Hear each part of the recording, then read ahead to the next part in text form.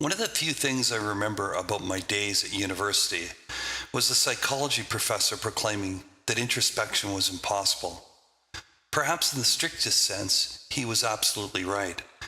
Trying to analyze why you did something and then delving into all the intricacies of your conscious mind and your subconscious mind from an analytical, observational perspective is difficult, if not impossible, to do for anyone else, let alone yourself. What we can do, however, is make observations. Some of the greatest minds of all time drew their conclusions by being astute observers of behavior and the world around them. Often these scientists or philosophers simply reported their observations over many years, and others then came to conclusions about what it was they were observing.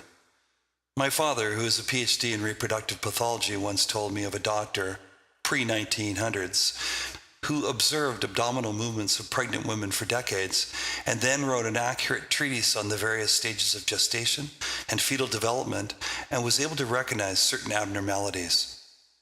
Being an astute observer, regardless of the physical barriers, can yield significant insights. When we introspect, it is a similar process. We are observing the outward manifestations of our inner turmoil or harmony that exists. When it comes to behavior, there can be a multitude of factors interplaying simultaneously. Although there is nothing simple about our manifestations in this reality, we can make observations, record these observations, and ultimately make some determinations on what behavior served us and what behavior strategies sabotaged us.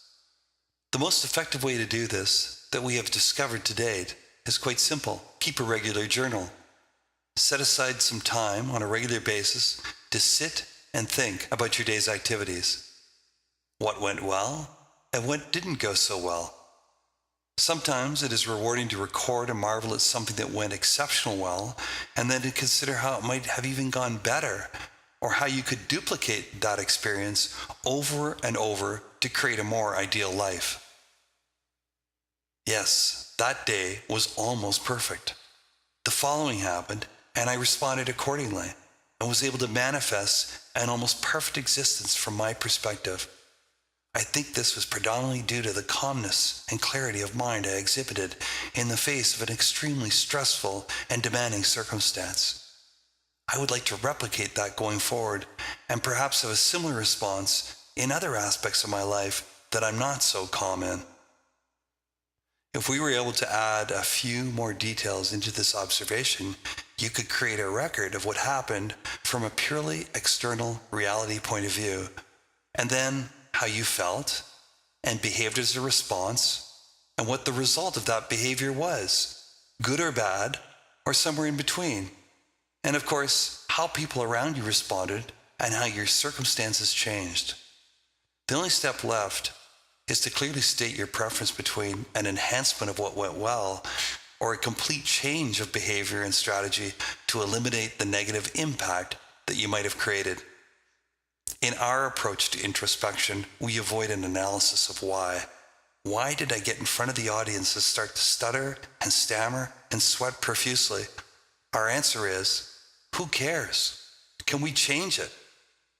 This is all we are concerned about. Our premise is you can change anything without having any idea or understanding of the why. Our subconscious will do this for us if we approach it respectfully and with a spirit of cooperation and gratitude and empathy. Remember, once again, this is you are talking to, and you can only do what you perceive as best for the whole or all of you. Recording this in Plus Mindset is simple and easy, and there are complete instructions in this alignment exercise. Set up a mindset in the personal blog section called Mind Alignment Journal, or whatever other title you might relate to. Set the template as Change Strategy. In this template, you will get 4 categories to work with or enter data: my observations, strategy to change, making the change, and reality check. First, my observations is exactly that. It is your observations without evaluating, judging, or very importantly, without asking the why. Simply record what you noticed and what the impact was on yourself and others. For example, I got into this argument in line at the grocery store over religion. I overheard someone say something and I snapped. And then, of course, it was bedlam. Everyone was upset, and I am sure I was embarrassed as well. And the staff was put into this awkward position of not knowing which side to take. You can get into more detail on how you felt and how others felt and what triggered the response. Please don't ask yourself why you are so sensitive to religious dogma.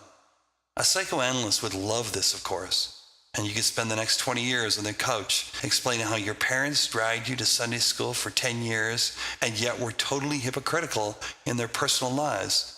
Do you really care, or do you really just want to change? Next, identify the strategy to change. The strategy or behavior that triggered the impact that you observed. Referring to the previous example, it could be something as simple as, I snap when I hear religious dogma. I feel my blood pressure rising and emotion rushes to my head, and I simply blurt a negative emotionally charged comment and direct it aggressively at whomever it was who made the statement. That is the behavior you want to change. No more details necessary.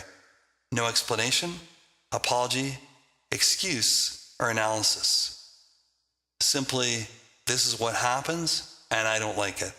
Or, this is what happens and I love it and I want it more often and I want it better. Completing this section, making the change, will be dealt with in detail in the next alignment exercise, Alignment 8. This section is best left blank until you are preparing for your making the change meditation. We will then guide you on writing a communication to your subconscious that is clear and precise and respectful and will be used during your making the change meditation to elicit the response you want. The last section, reality check, is also not completed at this time.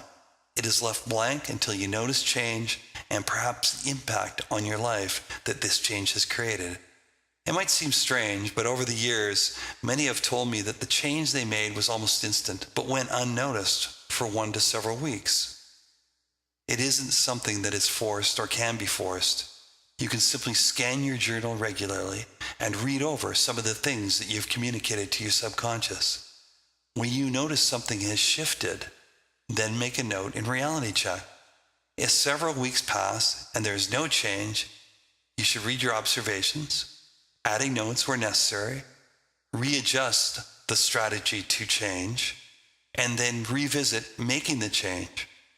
For whatever reason, the first time it didn't take and needed to be refined.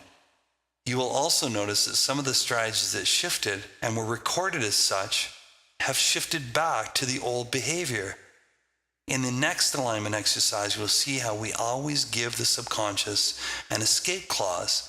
And if the new strategy doesn't feel right to any part of us, it can revert to the old behavior.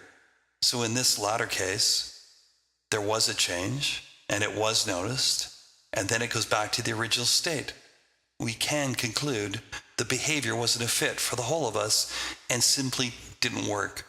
Your observations can be revisited and a new strategy can be created. All of this activity should be recorded in your mind alignment journal for your easy reference. If you find that you have trouble disciplining yourself to do this regularly, you might consider that a behavior that could use changing in and of itself. Regular observation and journaling are an essential and pivotal step in the mind alignment program. As time passes, you will be amazed at your accomplishments, personal evolution, growth, and rapid movement towards your ideal life. The barriers are systematically removed, and you can create fertile ground to self-actualize exactly what it is you wish to manifest in this reality.